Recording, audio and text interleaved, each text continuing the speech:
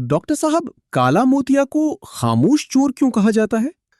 जी, काला मोतिया को खामोश चोर इस वजह से कहा जाता है कि ये आपकी बिनाई आहिस्ता आहिस्ता ऐसे तरीके से चोरी करके लेके जाता है कि जिसमें आपको बिल्कुल एंड तक पता भी नहीं चलता कि आपकी बिनाई जा रही है। इसमें असल में जो सेंट्रल विजन है पेशेंट की वो लास्ट स्टेज पे जाती है, तो वो मरीज़ को यही महसूस होता है कि उसकी नज़र ठीक है।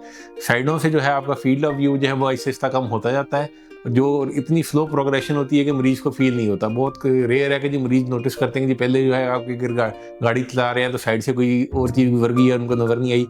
कुछ मरीज़ इस चीज़ को आप टाइमली जो है वो परसीव कर लेते हैं, लेकिन ज़्यादातर लोग जो हैं वो इस चीज़ को चेक नहीं करा पाते। तो इसका जो है वह तरीका वही है कि आप कम से कम साल में एक बार अपनी आंखों का मुआयना ज़रूर कराएं, ताकि आप जो है अगर कोई भी अलामात ऐसी आ रही हैं तो आपके डॉक्टर आपको बता दें कि जी ये आपके काला मोतिया स्टार्ट हो रहा है और उसको टाइमली जो है ट्रीट किया जा सके।